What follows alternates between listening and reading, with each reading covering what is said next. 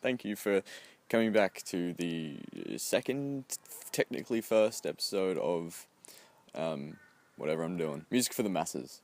I guess whenever you think about it, music is always there for you. You've always got something to turn to, you've always got something to go back to, and even if it's a song from 2009 or a song that has been released today, I think that, everyone appreciates their own music, and I guess that's a good thing. And me in particular, I guess everyone does fall in love with certain bands at some point in their life, or you start learning your musical taste at a young age, which slowly transcends into, oh, I like anything that's good, like me.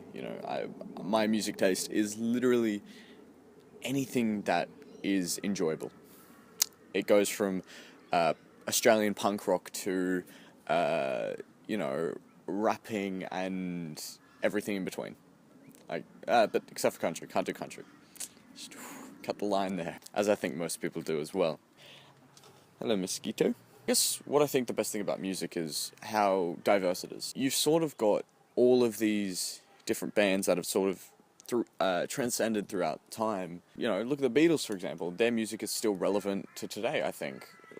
Some people, especially parents who, came from that generation, or anyone who came from that generation and has listened to them, still loves them, still loves the music. And I mean, there's been so many countless decades where music has been a thing. I'm guessing, even back into the, prehistoric era, I'm sure that people smashing stones, I was going to say bricks, I'm sure that people smashing stones and bones and whatnot just to create some kind of melody. Ugh. Does it look like I'm in a forest? Because I'm not. I'm in a garden with lots and lots of spiders around me.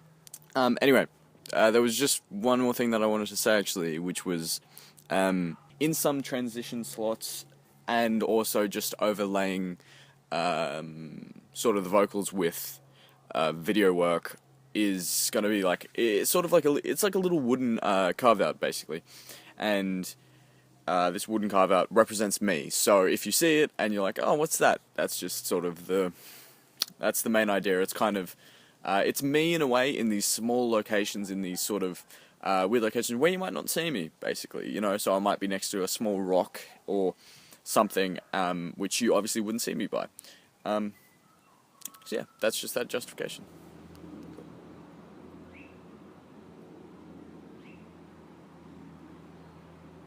I think music is so underappreciated, and it is such a beautiful thing that we have taken for granted in our lives, because it's kind of always been there. Even if, you don't have access to anything, you can still make music. You can write lyrics, which that's capable because of your, almost your mental capacity. So if you've got any form of writing power, if you know how to write well and form some kind of, even a poem, for example, you can, a poem follows a melody, it differs for each poem that you write, but it still follows that, same, you can turn this into a song if you tried.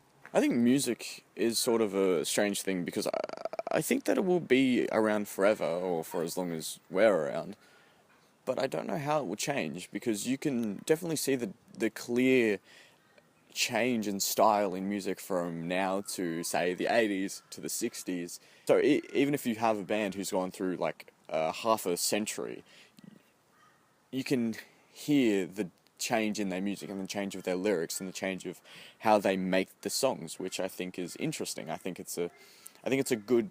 it's a wide variety of music, where if you like the artist, then you've got so many different things by them, and so I don't really know where we're going, where the future's taking us for music. But I think it'll be good. I mean, depending on who you listen to, if a band or an artist have quit, then maybe not. But I think that there's a lot of stuff out there for everyone, and I think that everyone can learn to appreciate at least some type of music, no matter what type it is.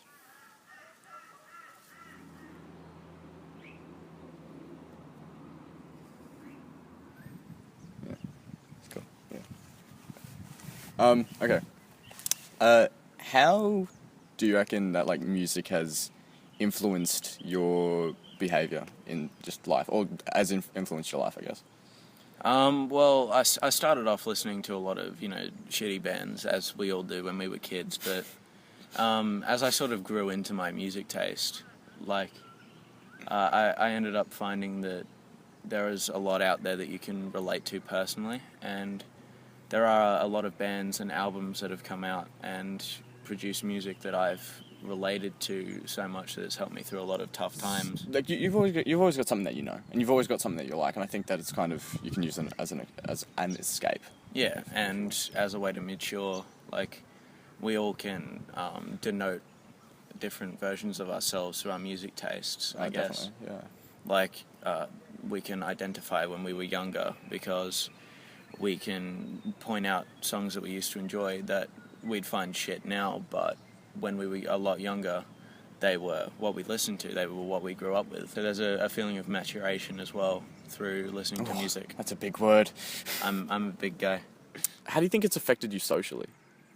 I know that, well, if you know me, you know that I'm really into the Brisbane local scene. Yeah. A lot of the bands I've come to listen to recently, much younger people, maybe fresh out of school, they've just decided to form a band and play. And going out to these gigs, you meet so many new people, just like you, like you go to school every day and you meet people from all different walks of life, but you go to these gigs and you connect with them, not through personality or anything like that. You connect with them through the music, and through that you find friends. And I felt like going out into this scene really helped me interact with strangers better, because these people like the same music I like, and they feel the same way I feel about the music I'm listening to, and it's a lot easier to connect with them and with what I'm listening to. Definitely. And plus, some of the band members I've met, they're really genuine people. They care a lot about their scene, and they care a lot about you as a listener, because you're the one supporting them. Yeah. So they have a lot of respect and admiration that it's a mutual bond of admiration over the craft that they're creating. I think that you can be like engaged a lot, especially in them after you see them live, after you meet the guys, because it's like, oh, you're just there, like, oh, you're just standing there, you're right there, you're a dude, I could be you, almost, you know what I mean? Like, you could learn an instrument or whatever, and with, Australian bands, and it's such a personal relationship you end up having with the band. Like, all these international acts that you go and see in stadiums, you're just another member of the crowd, really, to them. You're not, you don't have a bond with them, but when you go to these shows and you're face-to-face with the people that have performed music that you relate to so much, there's a more deeper personal connection with them. Like, to follow on from that, I think that everyone does have a relationship with artists in general. Like, obviously, if you're in like one of those, like stadium crowds, like, you still have a relationship with the artist, but you have more of a relationship with the work they do as opposed to the artist. You know what I mean? Like, so it's like, oh, the lyrics are great. I really relate to the lyrics, as opposed to sort of, the lyrics are great, I've met the guy. You know I've what I mean? I've met the person who's written these things. I understand their story like, now. For example, like Will Wagner, from the Smith Street Band. He, I think he's a lyrical genius, honestly. Definitely. And I know you've said that in your videos, but some of the stuff he says is just phenomenal. Yeah, I've seen people describe him as he's got the biggest heart on the world's smallest sleeve. He spreads himself so thin for people to see him as an artist and respect him. And meeting him in person, I finally got to see the man behind the lyrics. I'm so jealous. So jealous. But seeing him perform them as well in this small record store in Brisbane, you felt so connected to him. He's so close to me. Exactly. And that's the best. I think that's one of the best things. And it's the same with I went and saw like Skeggs, that Skeggs on Friday night, and I was all over the mosh, but you were just so close to them, and it was just incredible seeing them live, seeing how they interacted with the audience, and stood up for their fans. because this one guy, he was crowd surfing and he got pushed up onto the stage, and he went in for a crowd jump, and the security tried to like grab him midway through air, and Tony, I believe, from Skeggs, he ripped him after the song, and like the whole audience was just like, yeah, you know, just as we do, because, you know, and it's nice to see that. It's nice to see that like these guys are like so down to earth, and they're so sweet. They respect their fans. Exactly. They have Smithsonian Band have a really good variety. Their earlier stuff is slow, but also not. It's a lot more unplugged. Like they have 2 acoustic songs on No One Gets Lost Anymore. Yeah. I think Belly of Your That's Bedroom. a good album. And My Little Sinking Ship, which is, if you have a sibling, you can instantly relate to that song. I can't. Wrong child. Yeah. I'll tell you what. The song he did an EP with Laura, I think. Yeah. I scare myself sometimes. Such a good song. It's beautiful. I'd recommend anyone to just go and listen to that song because it is fantastic. Just the vocals itself you can feel the emotion. I think the first time I heard it like fully and like actually was like focused when I was listening to it, I was tearing up at one point because it's just like, I guess that happens with music, you know, like if something really connects with you. He has a solo EP that he did, 2013 I think it was. It's called Leica, and if you ever want to hear Will be entirely honest with himself and present himself to you as the most honest person he can be, you need to listen to that album. Yeah. It's tales from his time in Melbourne, and there's such heart-wrenching songs on there, like Song About Why I Suck, which just is him telling you, the listener, why he's such a shit person. And to do that must take so much courage, I guess. Yeah.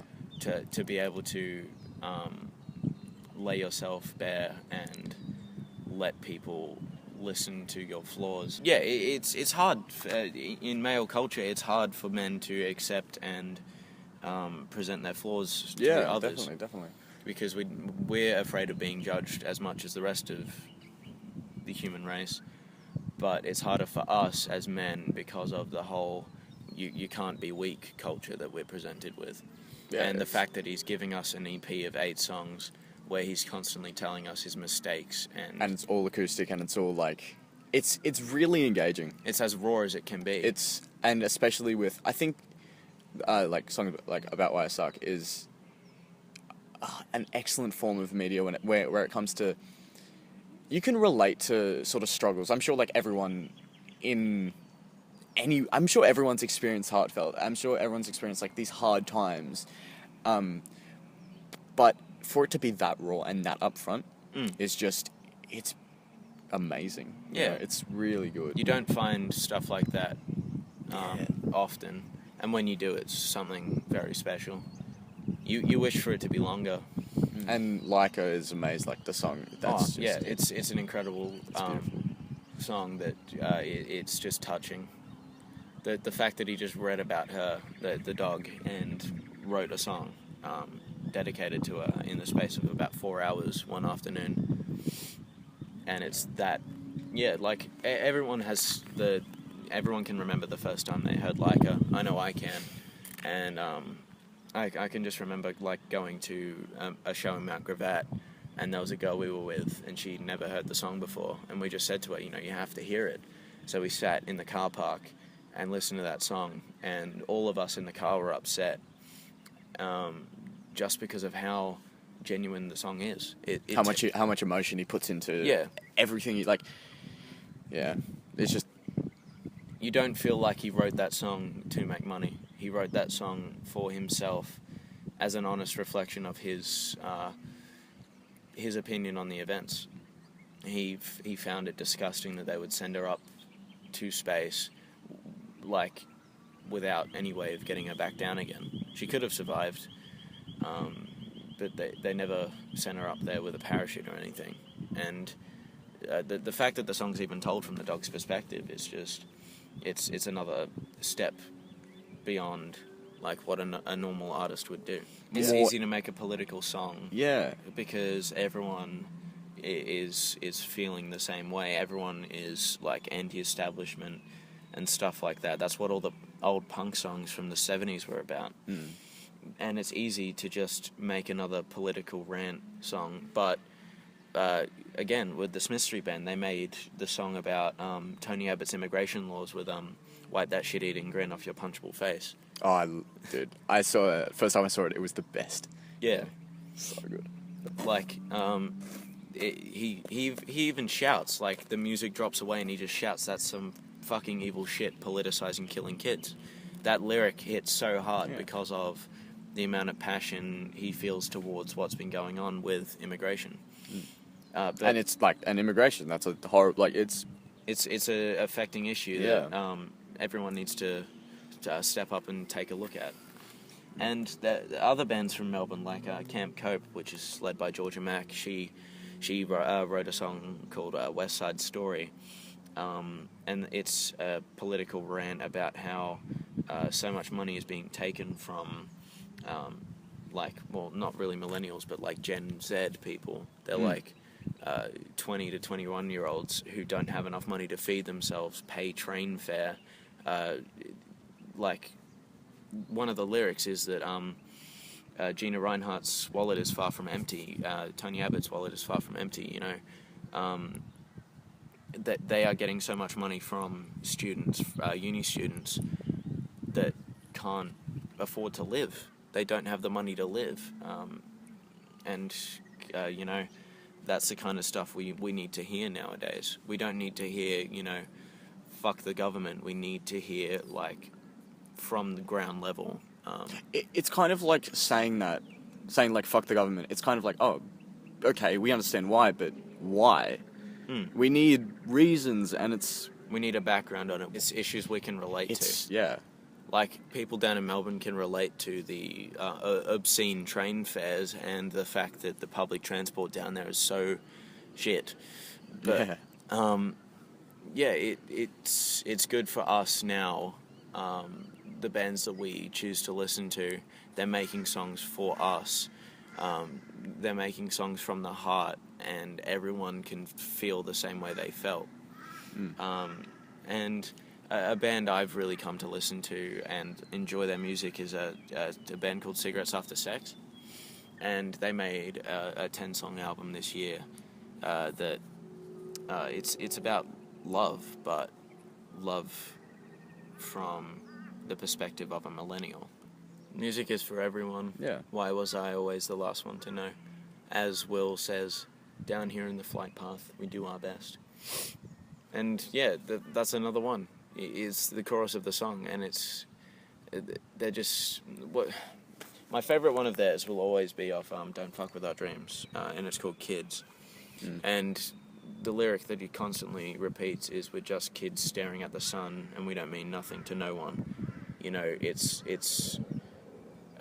relatable to kids who have been through that phase in their lives where they feel like they mean nothing to no one, and in the end, everyone is just. We're just whiling away our time on this rock, this cold, barren wasteland that we call Earth, and we're all gonna die. Everyone dies. Everyone dies. Everyone dies. We all die. Everyone will die. Everyone you will dies. all die. Everyone will die. Everyone's gonna die. So it's nice to have a song. It gives us the existential feeling that we all get sometimes. You know, do I mean anything to anyone? I think that's a big thing as well. I think everyone's experienced that. Addressing the topic of existentialism in songs is always tough because you don't want to like alienate your audience, saying like, you know, you don't mean anything. You want to make it feel comforting. You want them to find comfort in their loneliness, and I know a lot of bands do that. Oh yeah. And I think through the music as well, bands sort of. They engage the audience, but they make the audience feel happy and sad, even in a and shit situation. in any way. It's something that you can. It's something that you can not only relate to, but something that you can, like, you feel passionately towards. Just, no matter what mood you're in, You know, I mean, obviously you've got like, oh, I'm sad, I'm going to listen to a sad song so I can feel the lyrics. But even then, you're listening to the beats, and you're listening to the vocals, and you're connecting with something that, you know, you're connecting with something that you believe is meant for you. You say to yourself, this is, I don't know what else I'd be listening to if you know, when I'm in this state. And I think everyone's been there. I think everyone's, you know, at that stage. I'm sure that most of like my audience is, you know, teenagers. Angst. It's Yeah, angst. yeah, exactly. So, so Dylan has a channel I do. called Dylan's Thoughts, and he, what are you doing that? I give my thoughts on music and movies and other such things. Yeah, or anything that we spoke about, I guess. Yeah. I It's talk a kind lot of- about music and relatability to it on my channel. So, yeah, give it a listen, give it a watch, Yeah, give it a look. but thank you very much for coming on. No worries. Yeah, It's been a good time. thank you. Yeah, thank you.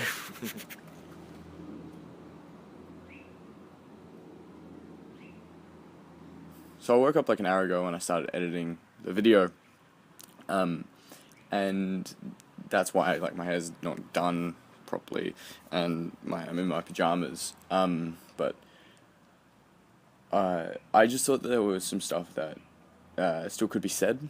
I guess I just think that with everything bad that's going on in the world right now, with, you know, we're in the middle of wars. There are so many. A lot of things seem to be wrong, I guess. I just think that maybe music can be something that everyone loves because it's true. And me and Dylan, you know, we spoke about that. We said, you know, music is for everyone. I mean, everyone's different. I understand that, and that's sort of why we've got so many disagreements and so many things wrong with the world. But maybe if, you know, we realize that we're not actually so different, we have a lot in common. I guess just what I'm trying to say is if we all learn to appreciate music, but not only music, I think that works with everything that we've, like, if we learn to appreciate everything that we've got, maybe then, you know, this world won't be that bad of a place. To be able to consume that, a form of entertainment just by listening, it's something amazing. And to be able to, you know, hear opinions and hear struggles through the music, I think that's just a beautiful thing, and I think it's overlooked a lot. So if next time you're listening to your favorite song, I guess just think about it, and I guess just listen to the message that, like, the underlying message that the artist or band or whatever are portraying, because I'm sure that there's always one. Even if you can't find it, then, you know, I'm sure that there's always one.